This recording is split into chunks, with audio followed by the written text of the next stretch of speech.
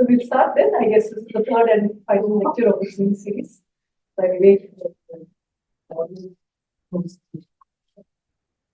Okay, so I mean, this was supposed to be the first lecture, so the title is different. But so this introduction I already gave in the first. So anyway, so we start with the two-slit experiment. Now, this is a very classic kind of Gedanken experiment that is mentioned in many quantum mechanics textbooks, quantum mechanics textbooks, and including very well-known one, the Feynman lectures on physics. So of course you know all of it, but let me just for completeness say that there is an electron gun and there are two slits. This is schematic, of course, experiment actually shows this. And then there is a detector on a screen. And if you close one or the other slit, then you see particle distributions in this manner, P1 and P2, just proportional to the amplitude that it goes through it squared.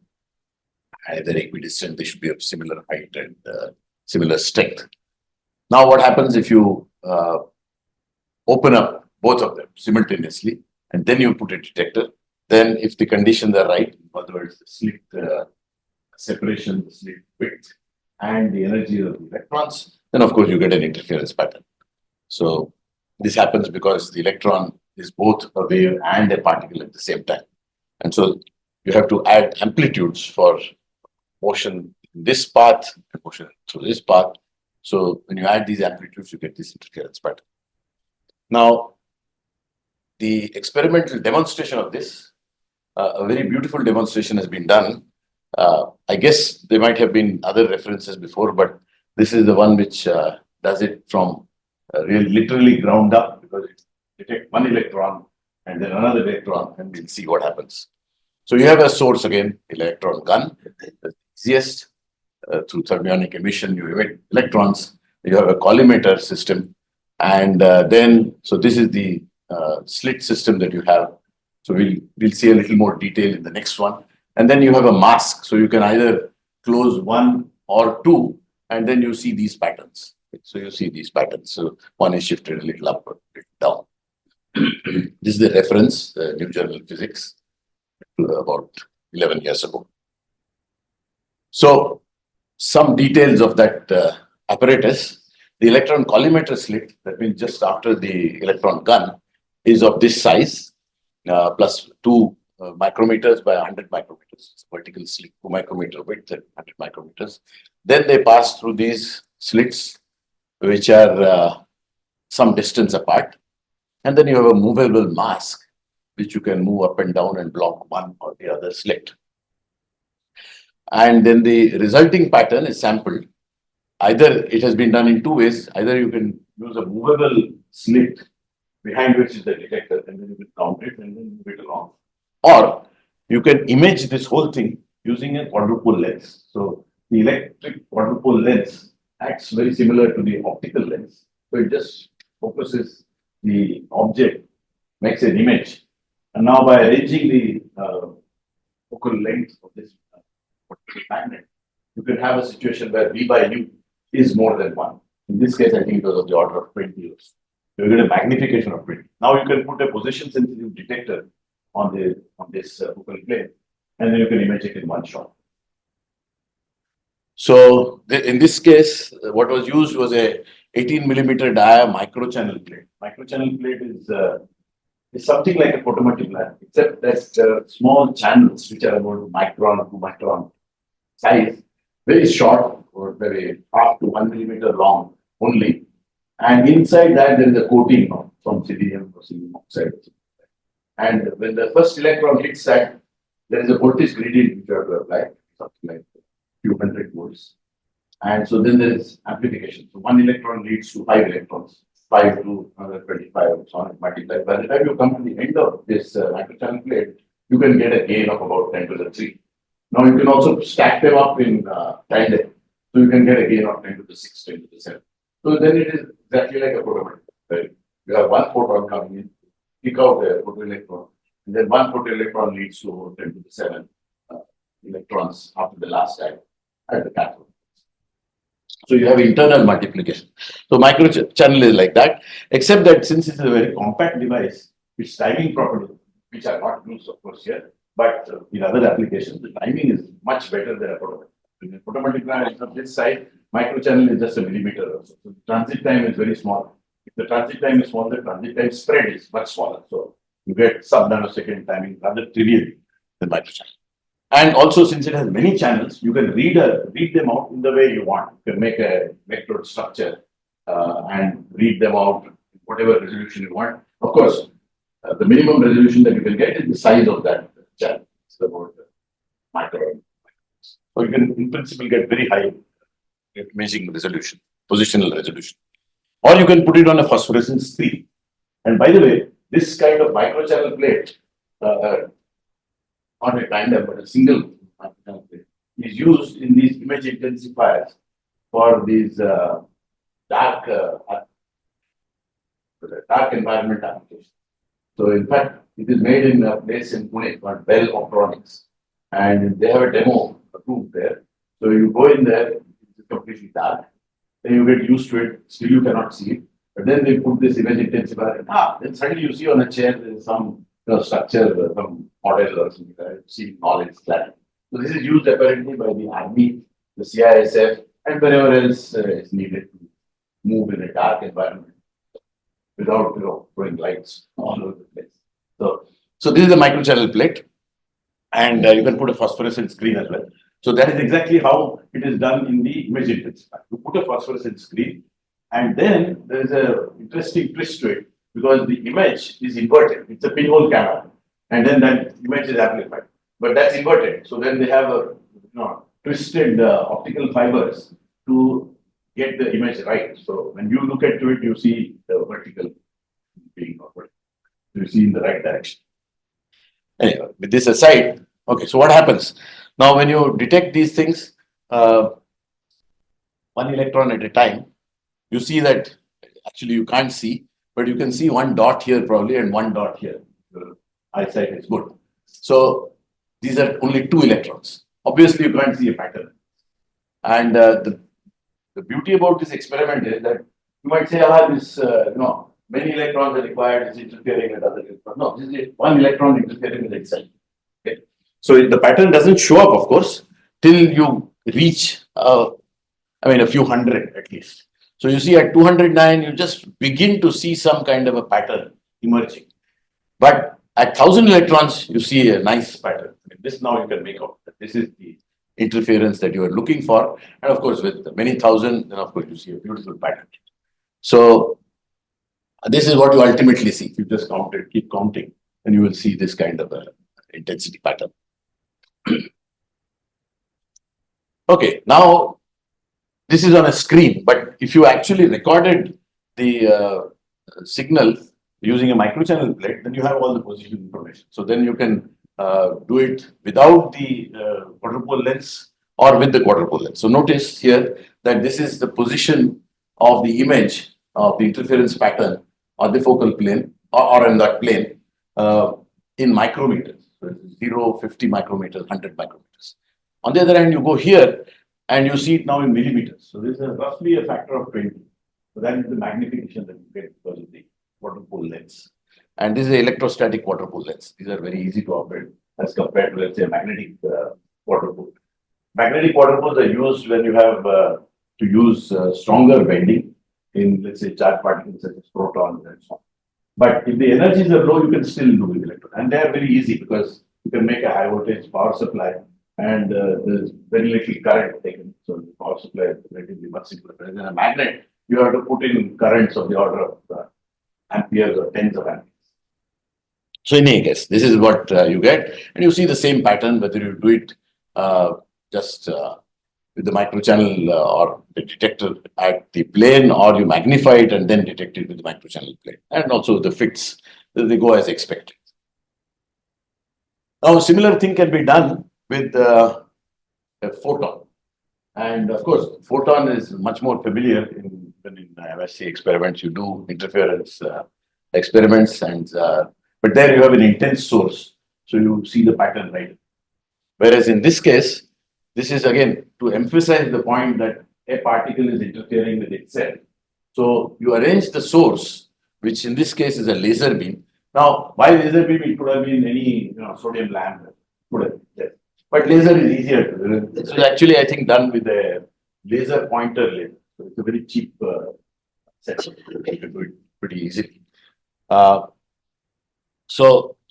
And then you have a set of attenuators. Because even if you have a laser pointer like this, there's a huge number of photons.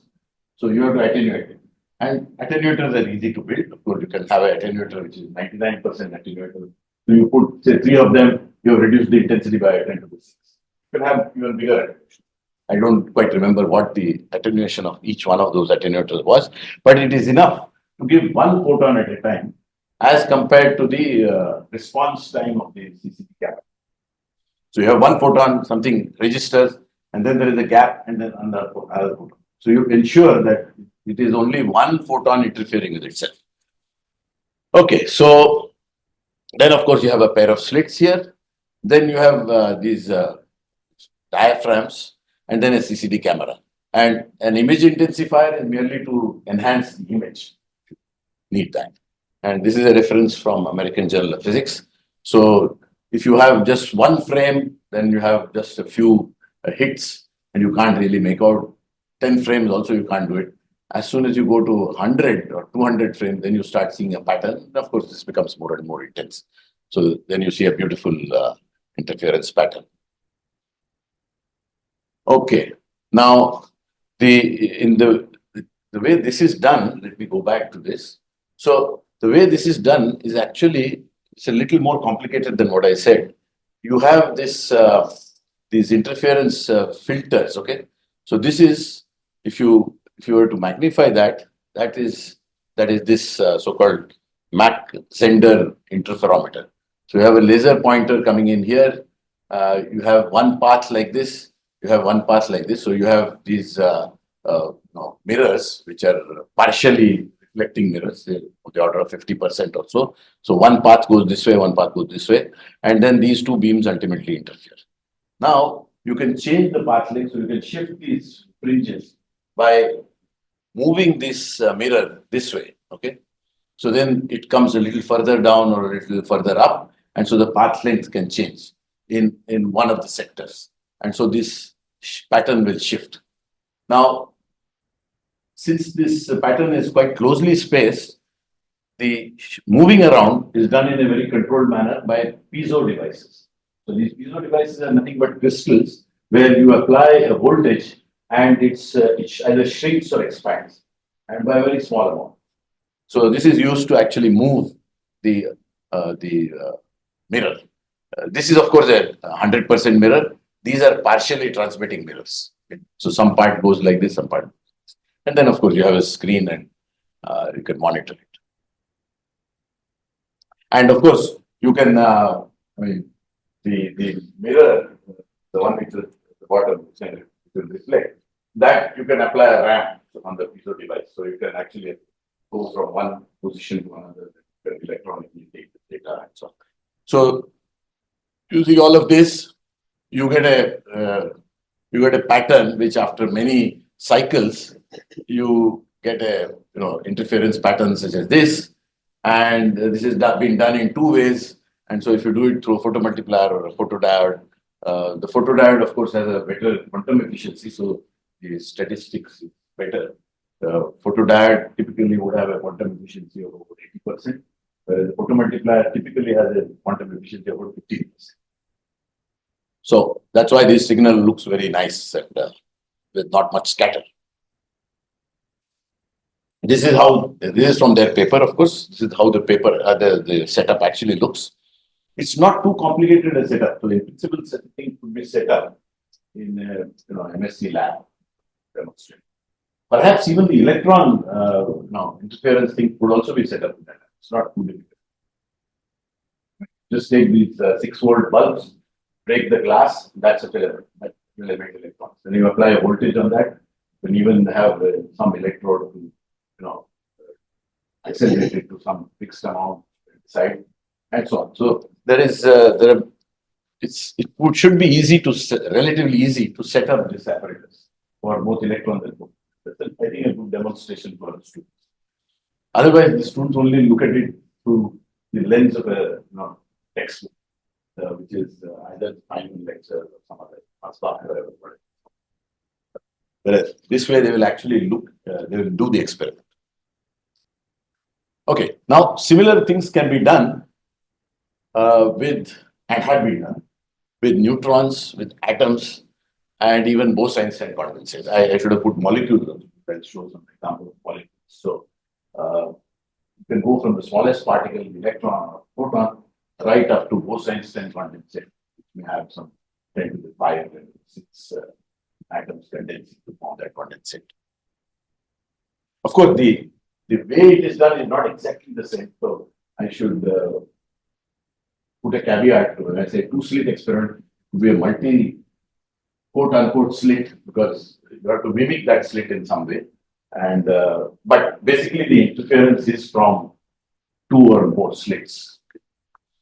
So for instance, in the case of interferometry with slow neutrons, you have this situation where you have a beam of neutrons, and then that is bent, and then that passes through, pair of light tubes where you can actually rotate the spin and modify it. And you can look at in this case, it is a single slit, it's diffraction pattern. One neutron at a time, but a diffraction pattern. So this just illustrates the wave nature of the neutron. And I think this gentleman got the Nobel Prize a few years back. I don't remember which year, but Zeilinger, I think he's the same Zeilinger who got the Nobel Prize.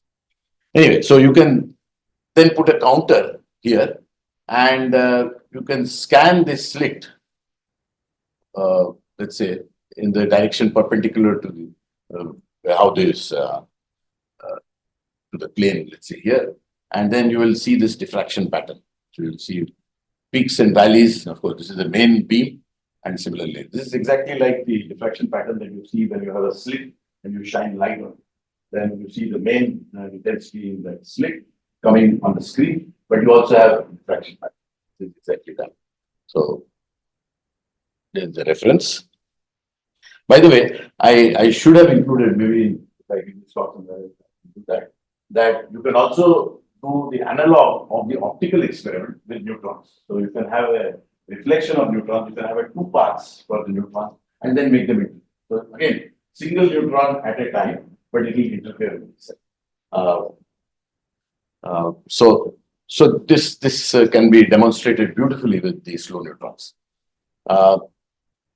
The other thing with neutrons is that such type of interference experiments, not with just single slit, but where there are two paths, they are used for making very fundamental measurements, such as the possible electric dipole moment. So the way this is done is that you saw that in an interference pattern, you have maxima and minima. Okay?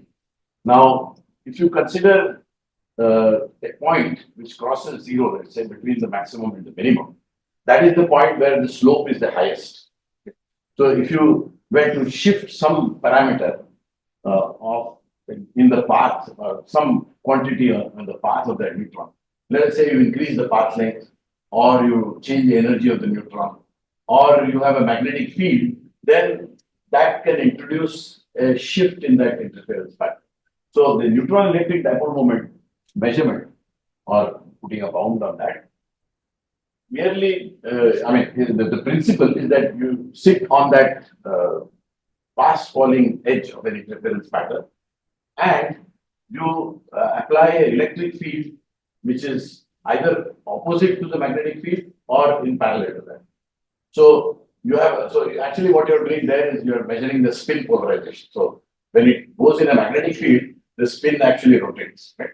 And so you look at, so you have a polarizer for the thing and you have an analyzer.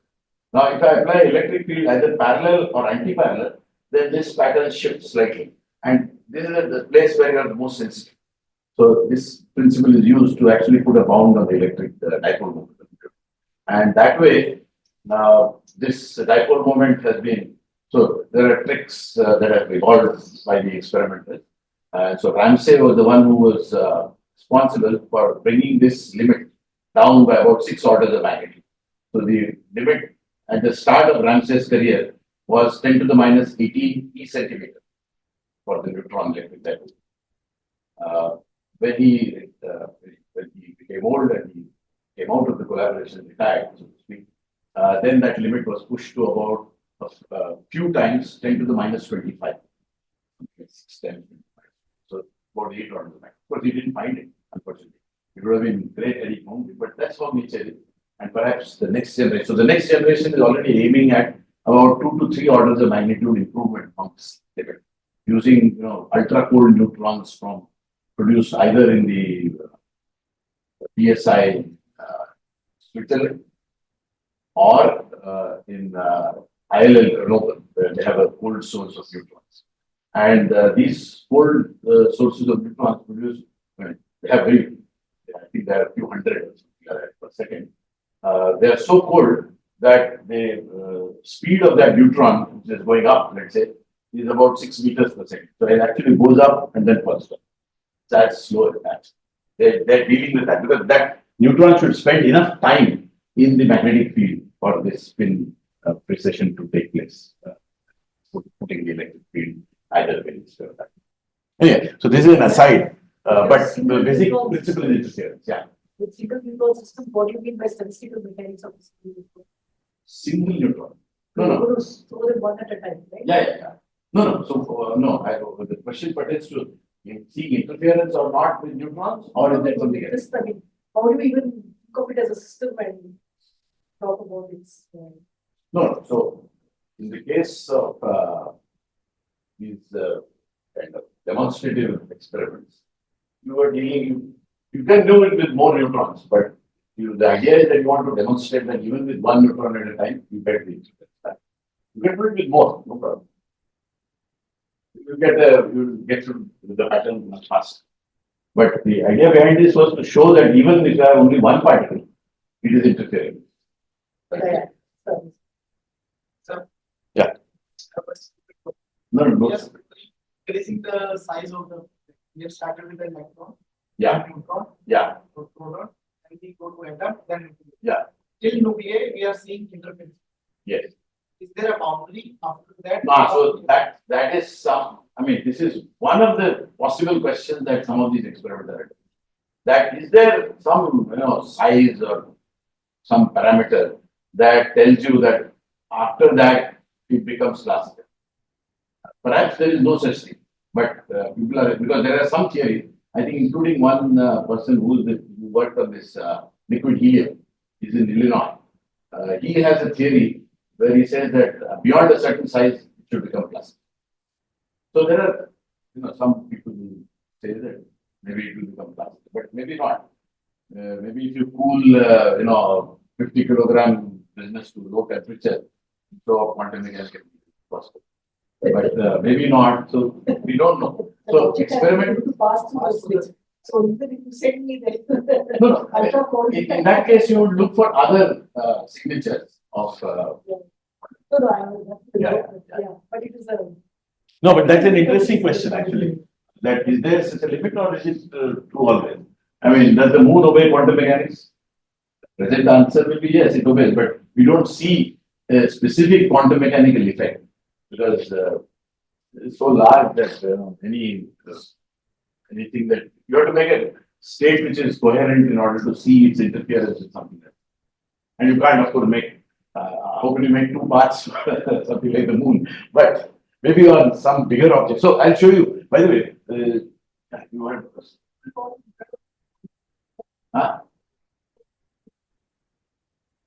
No, so deeper wavelength at a certain energy, it will become smaller. That's all that will happen. So in order to see that effect, you will have to use smaller and smaller separation between the slits. But that is not an intrinsic limitation. The experiment has to be cleverer. Okay, so now. So basically, quantum mechanics is a small thing.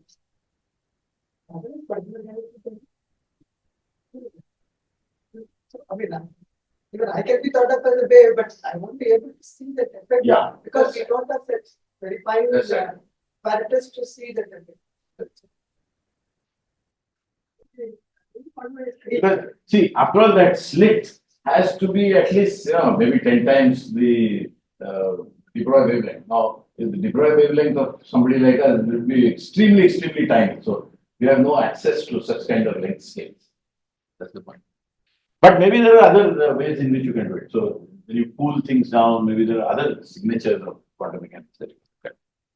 For instance, superconductivity, we know. I mean, even on large scale, superconductivity works. You have huge magnets and quantum mechanics is at play there. You can't explain it by classical mechanics.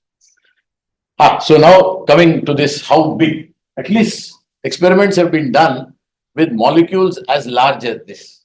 Now, maybe can somebody compute how much is the molecular weight of this? So you have C60, so that's already 720.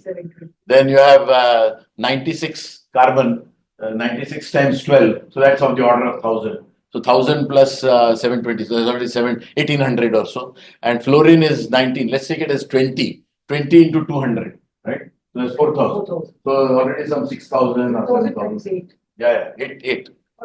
Yeah, 8. And this one is F25 10, even bigger. C60, C12, 25 and 10. So this may be like 8000 atomic mass units. This is a really big fellow. And this is pictorially shown here. The C60 fullerene molecule is here. And then there are these things coming out of it. And they are these C12 F25s coming out of this. There are 8 of them here and there are 10 of them. And this is a Nature Communications paper in 2011 where they have done this experiment. Now, of course, in such cases, making slits which are so close and so on, I think even with, well, at least at that time, engineering such slits is not possible. That's why they did. But what they have done is a very neat idea.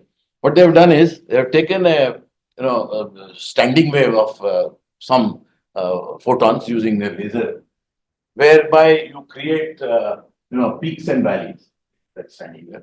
And now these molecules are polarized.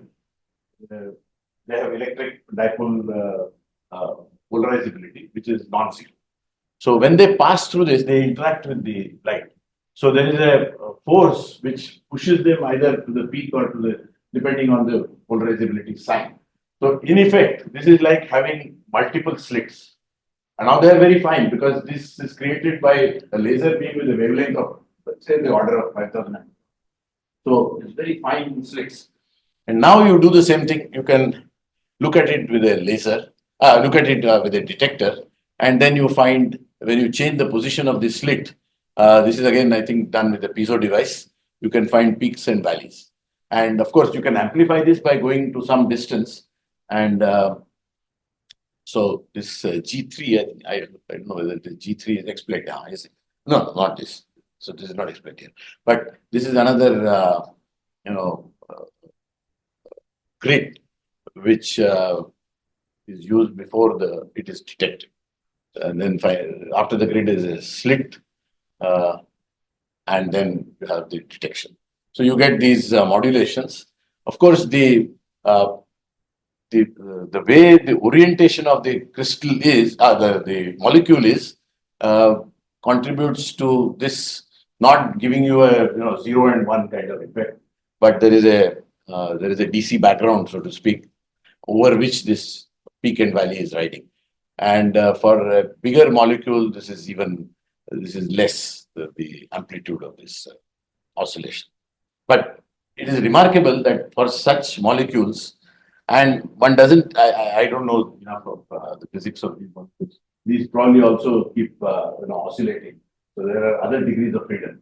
It's not that this is a static molecule. It's probably there would be some phi degree of motion which might be excited. So things would be fuzzed out a little bit.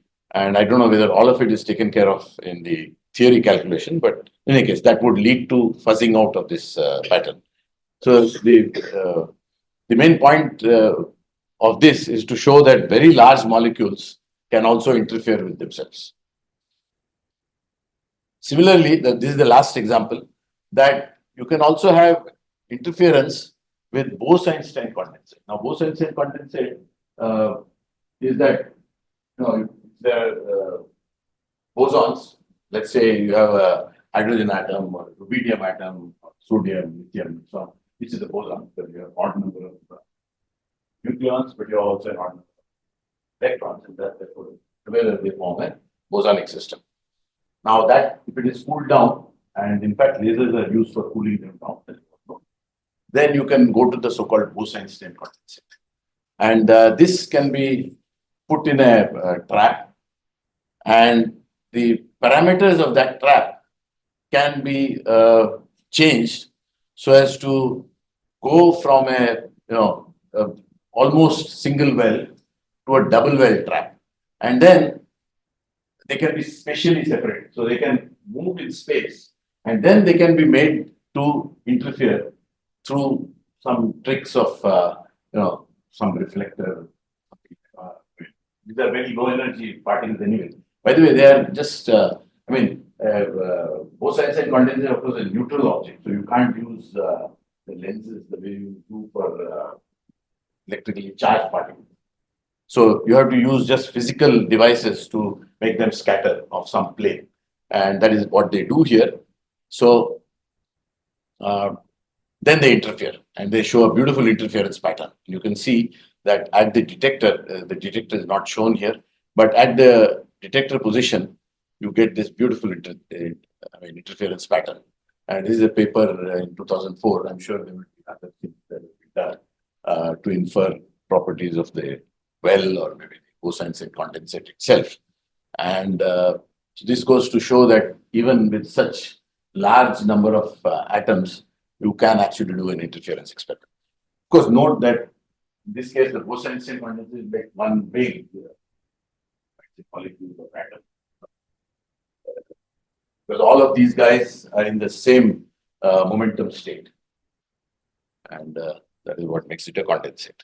I think this is my last slide for this. Yeah, I end with this. So today's talk is less because actually it was planned that the first part I would give an introduction, but that I did right at the beginning.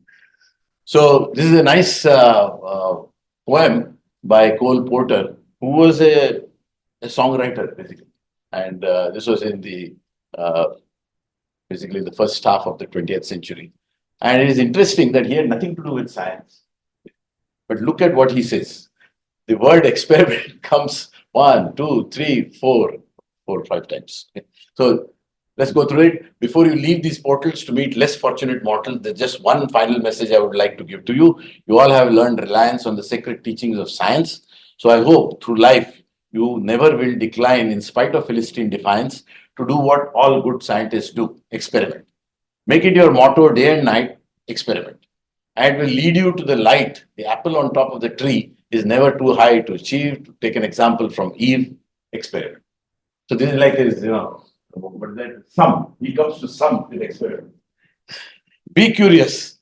Though interfering friends may frown, get furious at each attempt to hold you down. If this advice you'll only employ, the future can offer you infinite joy and merriment. Experiment. And you'll see. You'll see, hopefully, what you want to see. So that's the message. And this is my last slide. Now, if we take some questions, or maybe we'll chat. But this is a pretty short. I had, by the way, if I come sometime later, I would like to talk about the magnetic moment of both fundamental particles and composite particles between atoms and nuclei separately, the techniques of measuring these. So I had included in that talk also this G-2 experiment which has been currently the mu minus, but also the G-2 for the electron, which has been done to much greater accuracy. But also for it's like the other parts. And the technique of the technique. The nuclear which calculates this.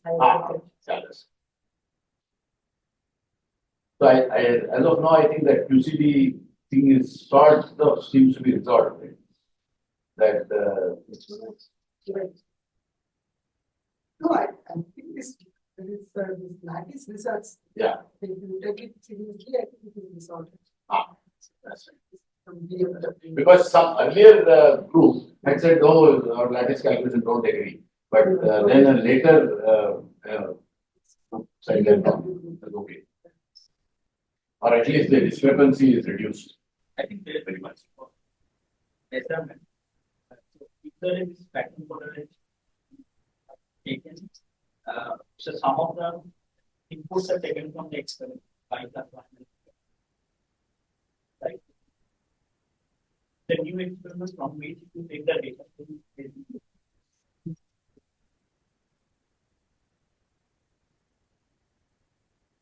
There's one more topic which I wanted to, if I come back sometime. Was on this exotic atoms, including lab shifts and so on. So that is an interesting here. So, for instance, nowadays you can make ions with a single electron with uranium. Not only that, you can also make a muonic atom with also very light elements, but also heavy elements. And then you can make a mu plus E or a mu minus E plus, I think is more difficult because you require both unstable particles. So maybe the intensity is there, or maybe it is there. You have done all kinds of so maybe that is also good. But some of these exotic things, like purely electronic systems analogous to the hydrogen atom, they have provided some very clean tests of fluid. So there's nothing untoward that has been seen, but people are pushing that because I think the muonium has not been seen yet. But that is something that can be done in the next few years. So it's a mu plus, mu minus, and that is much more compact as compared to the positive. Right, 200 times more compact. So it will probe smaller distance. But an interesting thing has come up recently. I think some of you may be aware that there is a proposal by a Chinese group to study tau plus tau minus. So you produce this very near or at threshold and hope that these two guys will combine to form a positonium-like system. Because it lives for a very short time. Lives for only, the free tau particle only lives for half a picosecond. So you have to do your experiments within that time. But that's the proposal. And why is that interesting? Interesting because it probes distances even shorter. The tau is like 3,400 times heavier than a positron. So if you have an angstrom, let's say size for this, it is like how much? Point like 10 to the minus 8, right? So 10 to the 1,000 times is 10 to the minus 11. So fraction of that, 0.3 of that. So like 30 Fermi. So it will be probing a distance of 30 Fermi. And that place, there might be all kinds of new effects it might show. So that's a very interesting proposal. How do they know that it has captured and formed the matter? How that it is formed an atom. So I guess one is that normally it would not be captured in the ground state. It will be captured in the excited state. So when it is in an excited state, they make, let's say, the equivalent of the 2p to 1s transition. But that will be much higher up in energy. From 13.6 it will go up by a factor of 100. So you will get it will be still lower than it, but 10 keV or so extra. That can be measured. That can be measured photon by photon. So you can measure that in coincidence with the hadrons that the taus will decay. And in fact, there will be two showers, right? And they will be back to back. So it will be it's an interesting proposal for the Chinese. I don't know whether they can probably do it in their VCs or some upgraded version. It will be fantastic. Yeah. So yeah. Yes, no. Yeah. First is in experiment, we measure what is the type of the particle, either it's electron, proton, hydrogen. Yeah. Yeah. We get the energy deposit. We get the momentum deposit. From energy and momentum, we can calculate the mass. Yeah, but I mean, you can calculate the mass if you know energy and momentum separately. Quite often you don't do that. You measure the energy, and then you might know the direction if that is such experiment allow that. So this I don't. It's not related to In the any- case of tau, yeah. The case of tau decay, you will know the momentum because you will also track it, usually in a bending field or something. And so you will know the curvature of that path. So you know the momentum independent. Then you also know the energy from, let's say, calorimeter or something. So there you can do this. But you can also, even sometimes you may not get all the parameters, but you can make the reasonable guesses. Then you can convert some things to the invariant mass and put a tag on that. So I would just want to know what are the Yeah. things we get from we get energy, we get Yeah. momentum. You can get momentum if the conditions are right. Yeah, you track it. We track it. Right. Because there are many layers we can track each. Yeah. But how it decays, how. I mean, you just need the position, so you don't need to lose much energy. You just need, okay, it was here, and from the P by Q, and the Q is invariably 1. Have multiple charge nodes. Only delta is a multiple charge. So yeah, you can get the momentum, energy. We get the charge, but the charge Yes. and particle. Yeah, But one thing I would when we get angular momentum, we know the position. angular momentum you have to infer from maybe the angular Angular distribution. You have to know what is the initial state, the angular momentum. And then from the pattern of decay, you can tell. So, for instance, is it S wave or is it P wave? That you can infer from the angular. Like in Higgs, when Higgs was discovered, how do you know it's a scalar? So you look at the angular distribution of the particle, All the particles, all the Higgs. all the Higgs events that you have, you look at, so you reconstruct the Higgs from the decay particles, and then you ask in which direction the Higgs went. So given that you have an initial Z axis, right, you do position. And from there you have to infer that it was. So in the beginning they didn't know it was this way. They said it's either S or D, either of the two, because even parity is all they do say. Then after that they ruled out D also, and now we know it is the scale.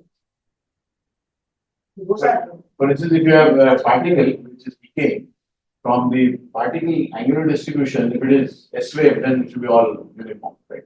All Yeah, angular. it's a scalar particle. Ah. With the- If it is having a finite angular momentum, but it is not polarized, so aligned by the reaction dynamics, then of course there will be a non-isotropic angular distribution.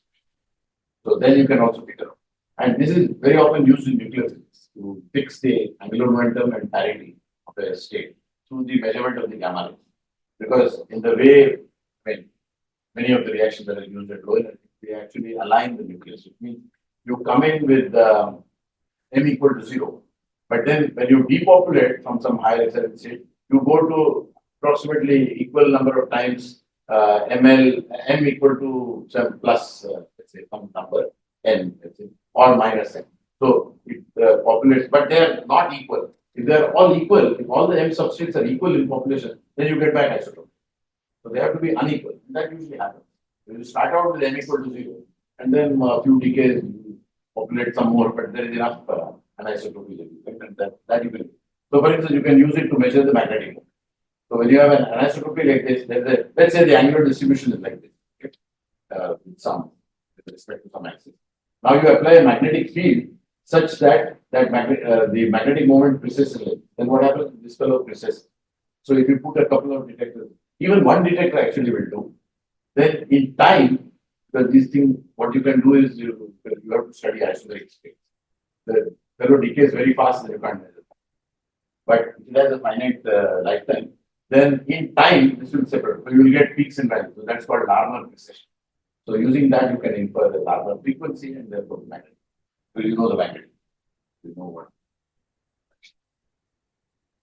In the case of particles, of course, you have to use some more information because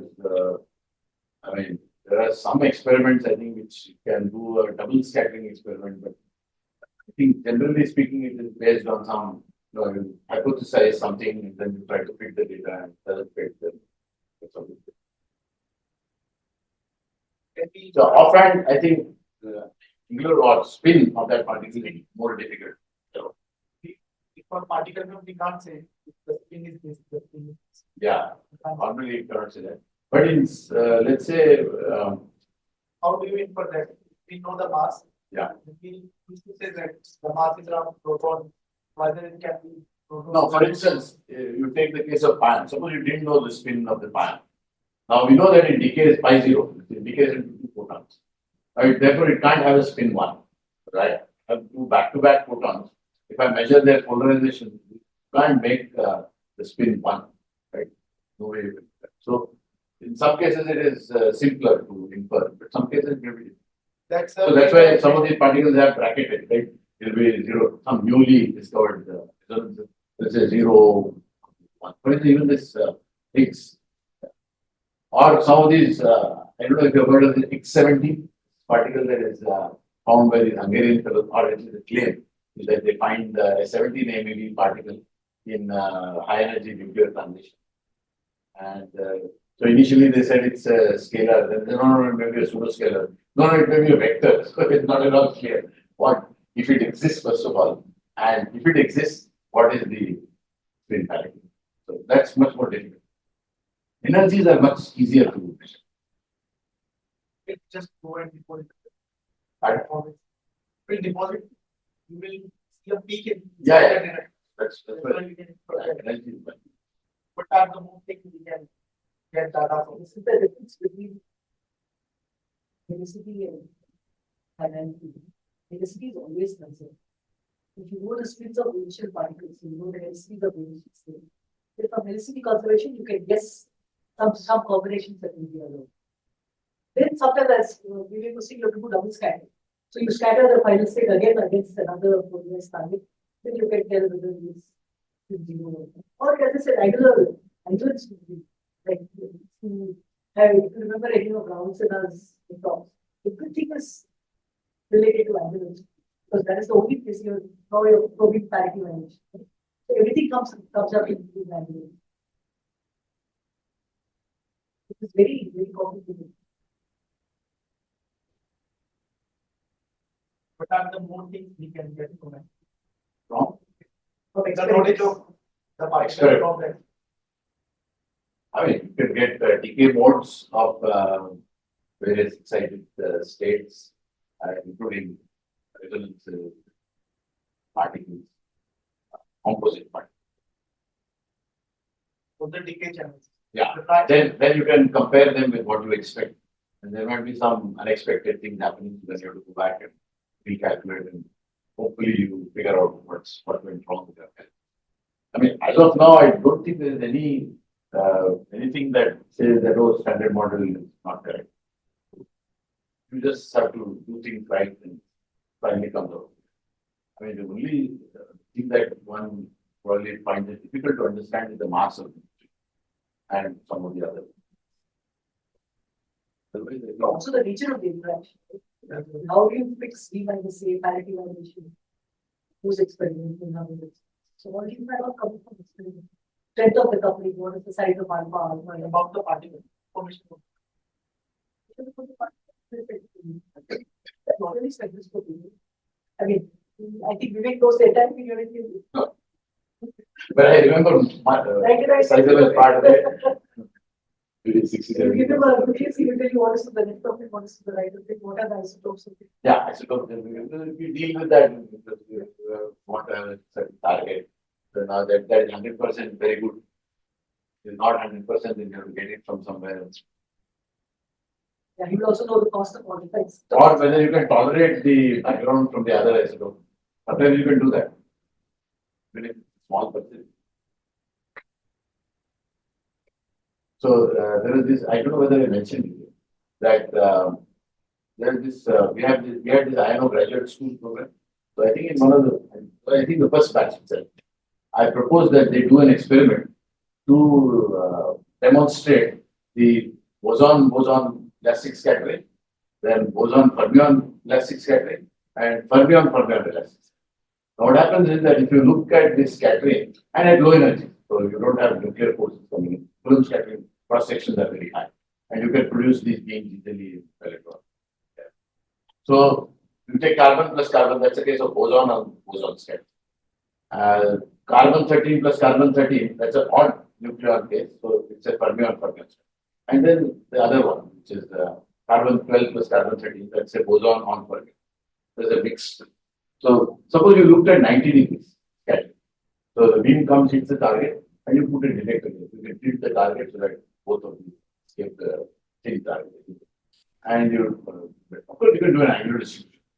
So what happens is for a boson-boson scattering, the amplitudes for 90-degree scattering and 270-degree scattering. 70, yeah. So that they add up. So they are bosons. So you should see a peak there. And you repeat with the same apparatus, the same telescopes, you repeat this with carbon 13 plus carbon 13. And then of course you can do the other angle. You will see it completely out of phase. On the other hand, if you see carbon 12, carbon 13, so no big deal. Just Coulomb scattering.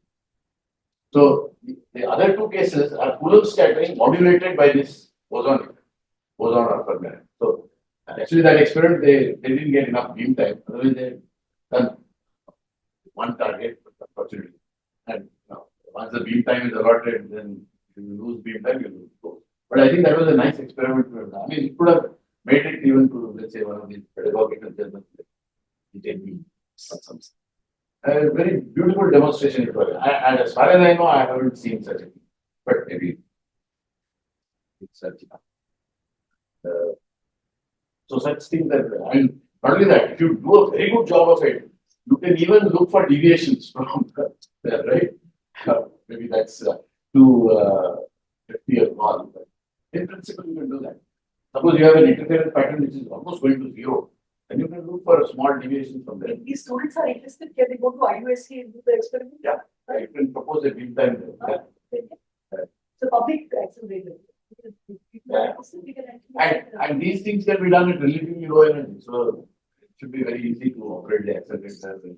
Also, the cross sections are large, so if the machine operates, I think you can do it in about maybe 2 days. You can do the angular distribution for all these three sets of targets. And I think one energy is enough. Not too many. Just to demonstrate that. And I think that will make a nice pedagogical paper.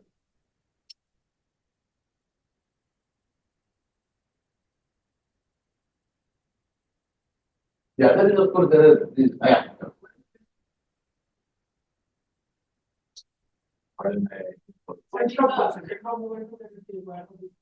What is the center of moment of energy required for this experiment? For these experiments?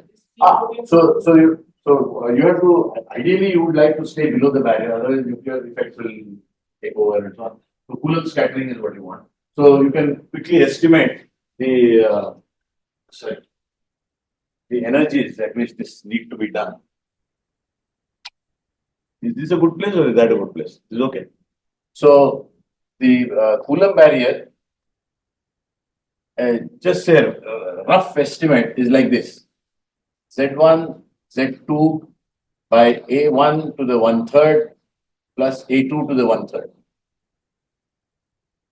Okay, there is a E squared here, and then there is a radius parameter here, they roughly cancel. 1.4, 1.4, they cancel. So this is okay.